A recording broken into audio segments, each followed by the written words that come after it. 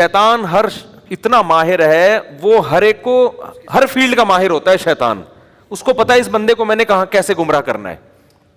آپ کو پتا ہے یہ جو عیسائیوں میں شرک آیا یہ شیطان لے کر آیا نا. تو کیا شیطان نے عیسائیوں کو عیسیٰ علیہ السلام کے خلاف بغاوت پہ اکسایا تھا؟ کیا مذہب سے دور ہٹایا ان کو؟ نہ. وہ جانتا تھا کہ یہ لوگ عیسیٰ ابن مریم کے اتنے معجزے دیکھ چکے ہیں، اتنے کہ یہ اب عیسیٰ ابن مریم سے دور ہونے والے نہیں ہیں. ان کو آپ کے نبی ہونے پر اتنا یقین ہے کہ میں اگر ان کو یہ وسوسے ڈالوں گا کہ وہ نبی نہیں تھے تو ٹائم ویسٹنگ کے علاوہ کچھ بھی حاصل نہیں ہوگا. ٹائم ویسٹنگ ہے. یہودی کو اس نے یہ ورغلا دیا کہ یہ نبی نہیں ہے. شیطان نے جو ہے نا ورغلا دیا. عیسائیوں کو نہیں ورغلا، وہ تو صبح شام عیسیٰ ابن مریم کے معجزے دیکھ رہے تھے. اتنے معجزے، بغیر باپ کے پیدا ہونا، پھر ماں کی گود میں گواہی دینا کہ میں اللہ کا پیغمبر ہوں، ایک خدا کی عبادت کرو. پھر اس نے سوچا کہ اس قوم کو میں شرک پہ لے کر آؤں. اس نے کہا ان میں شرک لانے کا طریقہ یہ کہ بت پرست بنا دوں میں ان کو. اس نے کہا، شیطان نے بولا یہ بھی پاسبل نہیں ہے. وہ عیسائیوں کو جانتا تھا. عیسیٰ ابن مریم توحید پر اتنا کچھ کہہ کے چلے گئے ہیں کہ بت پرستی اس قوم میں کبھی بھی نہیں آ سکتی. اگر میں ان کو بتوں کی عبادت پہ لاؤں گا تو ٹائم ویسٹنگ کے علاوہ کچھ بھی حاصل نہیں ہوگا. بہت امپورٹنٹ بات ہے، آج بھی یہی ہو رہا ہے. شیطان یہی کر رہا ہے. شیطان کو بہت بڑی فلم ایسے ہی تھوڑی کہا جاتا ہے. تو اس کو پتا تھا کہ یار ان میں بت پرستی نہیں آ سکتی، بت پرستی نہیں آ سکتی. شیطان نے بولا کہ اگر میں ان کو سب کو زانی بنانا چاہوں گا یہ بھی پاسبل نہیں ہے، کیونکہ یہ زنا کے خلاف ہے. مذہبی لوگ ہیں نا، یہ نہیں 2-4 لوگ زنا کر لیں گے، سارے تھوڑی زانی بن سکتے ہیں.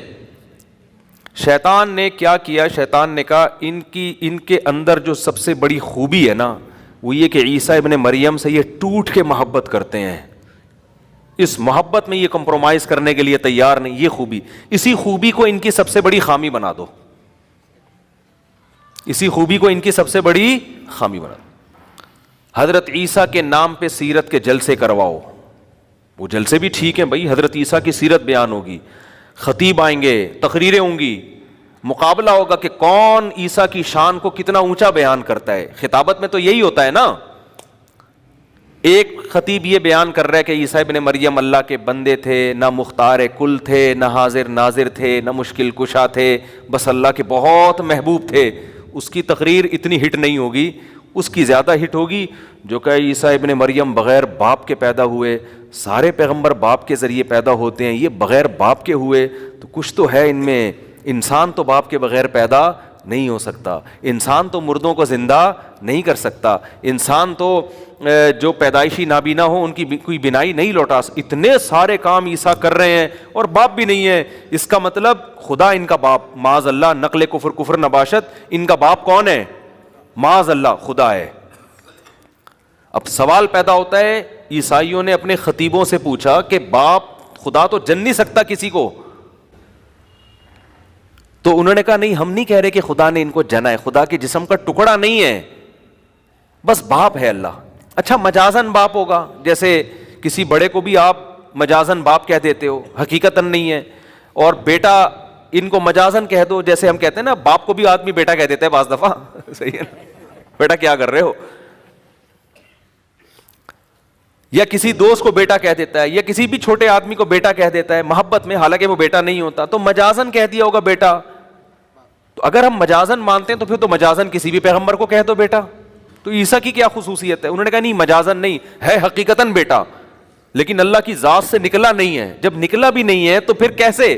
ہمیں نہیں پتا ہے. تقریر میں آپ جیت گئے. بہرحال سمجھ رہے ہو کہ نہیں سمجھ رہے بھائی؟ تقریر میں تو آپ کیا ہو گئے. اور ان کو پھر تورات کی ایسی آیتیں بھی مل گئیں، کیونکہ جب آپ کوئی فاسد نظریہ فرض کرتے ہو تو آپ کو اپنے مطلب کے دلائل ہر جگہ سے مل جاتے ہیں. یہ بھی ہے. جیسے ہمارے پروفیسر غامدی صاحب، وہ جو مرضی پھینک دیں، کہیں نہ کہیں سے آیتیں نکال کے لے آتے ہیں. وہ کچھ بھی کہتے ہیں کہیں نہ کہیں سے مل جاتی ہے.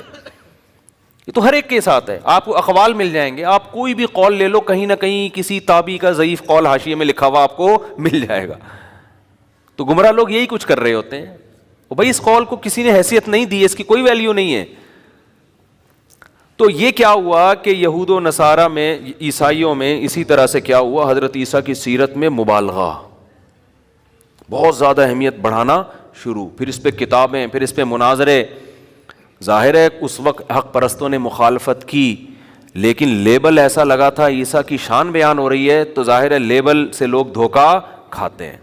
تو وہ پادری جو توحید پرست تھے، جو عیسیٰ ابن مریم کو اللہ کا بیٹا نہیں کہتے تھے، ان کی تحریک آہستہ آہستہ دبتی چلی گئی اور وہ مارکیٹ سے آہستہ آہستہ شارٹ ہوتے چلے گئے.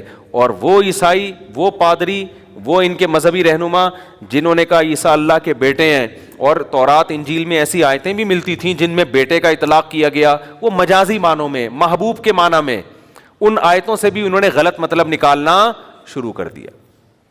اور نکالتے نکالتے نکالتے نکالتے یہاں تک نوبت پہنچ گئی کہ بالآخر انہوں نے بیٹا قرار دے دیا اور یہ عیسائی مذہب کا حصہ بن گیا.